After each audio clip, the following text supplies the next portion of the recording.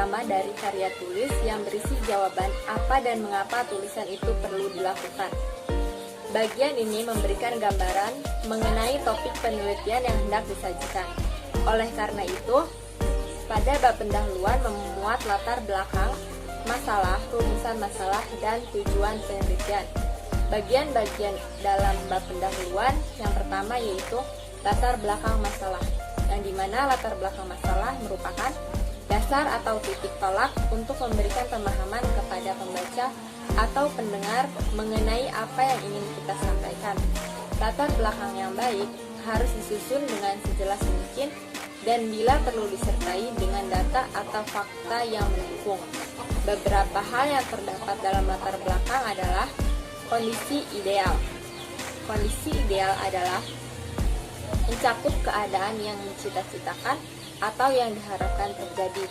Kondisi ini biasanya dituangkan dalam bentuk visi dan misi yang ingin diraih. Kondisi aktual merupakan kondisi yang terjadi saat ini, biasanya menceritakan perbedaan situasi antara kondisi saat ini dengan kondisi yang dicita-citakan terjadi. Solusi merupakan saran singkat atau penawaran penyelesaian terhadap masalah yang dialami sebelum melangkah lebih lanjut ke pokok bahasan. Yang kedua yaitu rumusan masalah, yang dimana rumusan masalah adalah salah satu tahap di antara sejumlah tahap penelitian yang memiliki kedudukan yang sangat penting dalam kegiatan penelitian. Tanpa perumusan masalah, suatu kegiatan penelitian akan menjadi sia-sia dan bahkan tidak akan membuahkan hasil apa-apa. Yang ketiga yaitu tujuan penelitian. Tujuan penelitian adalah untuk merumuskan pertanyaan-pertanyaan dan menemukan jawaban-jawaban terhadap pertanyaan penelitian tersebut. Tujuan dapat beranak cabang dan mendorong penelitian lebih lanjut. Tidak satu orang pun mampu mengajukan semua pertanyaan dan demikian pula tak seorang pun sanggup menemukan semua jawaban, bahkan hanya untuk satu pertanyaan saja. Maka kita perlu membatasi upaya kita dengan cara membatasi tujuan penelitian. Yang keempat yaitu manfaat penelitian, yaitu untuk menyelidiki keadaan, alasan maupun konsekuensi terhadap keadaan tertentu. Keadaan tersebut dapat dikontrol dengan melalui eksperimen maupun berdasarkan observasi. Sebab penelitian berperan penting untuk memberikan fondasi atas tindak dan juga keputusan dalam semua aspek.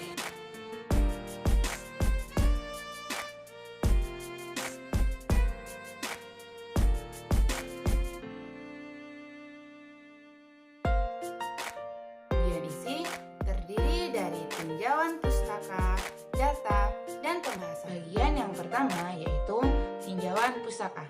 Biasanya pada bagian ini banyak orang yang mengalami kesulitan.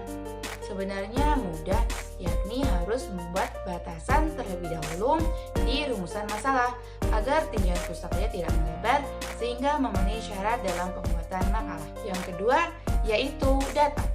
Sebenarnya data ini bersifat optimal, namun pada umumnya dalam penulisan makalah akan dicantumkan sumber data yang mendukung pembahasan. Pada bagian ini harus dicantumkan sumber datanya agar pembaca percaya dan dapat mengambil maksud dari pembahasan yang telah ditulis. Selain itu juga untuk menghindari plagiatisme dalam penulisan. Yang ketiga yaitu pembahasan. Menurut Ridwan tahun 2013, pembahasan merupakan isi dari makalah berupa uraian yang relevan dengan ruang lingkup isi pembahasan sebesar 75% dengan pembagian meliputi uraian yang membahas pemecahan masalah sesuai dengan isi topik. Pembahasan harus sesuai dengan judul dan rumusan masalah yang telah dikemukakan pada bab pertama, yaitu pendahulu. Dalam pembahasan dapat juga menggunakan bahan referensi yang resmi. Pembahasan dapat juga dibandingkan dengan literatur atau pustaka yang mendukung isi topik. Pada dasarnya, uraian tersebut adalah untuk menjawab permasalahan dengan alternatif pemecahan masalah. Pembahasan digunakan untuk menjawab permasalahan pada rumusan masalah yang nantinya ditulis di dalam kesimpulan pada bagian penutup.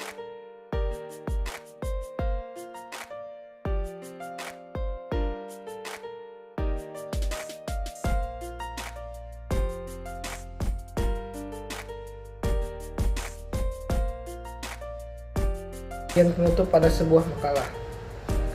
Bagian penutup merupakan bab terakhir pada suatu makalah, yaitu tepatnya pada bab 3. Penutup menjadi hal yang penting pada sebuah makalah, di mana pada penutup ini terdapat beberapa hal pokok, yaitu kesimpulan. Pada simpulan makalah berisikan suatu kesimpulan dari sebuah makalah yang dapat ditulis poin pokok pada makalah. Kesimpulan atau simpulan merupakan bagian penting pada sebuah makalah. Pembaca yang tidak memiliki cukup waktu untuk membaca naskah cenderung membaca bagian-bagian penting saja, antara lain kesimpulan. Oleh karena itu, kesimpulan harus disusun sebaik mungkin. Dalam pembuatan kesimpulan, perhatikan hal-hal berikut ini. 1. Persyaratan materi atau isi.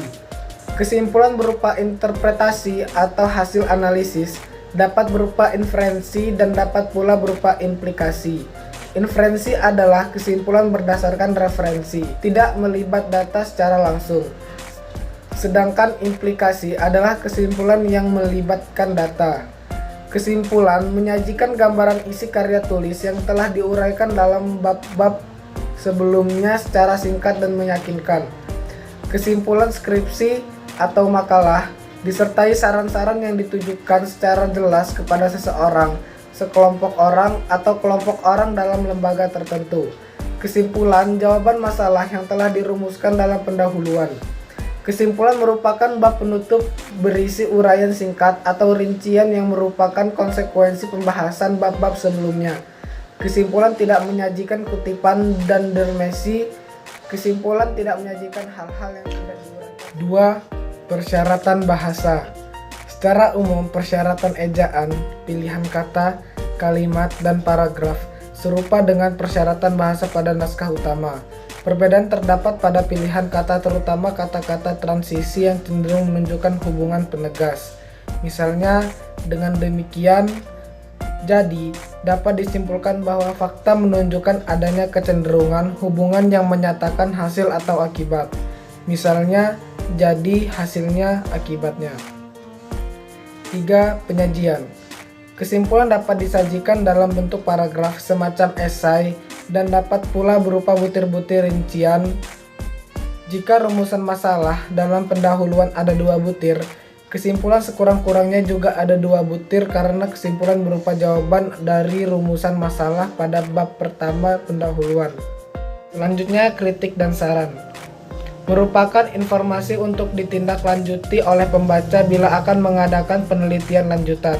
Saran ini bukan merupakan saran peneliti atau penulis pada objek penelitian atau instansi tertentu.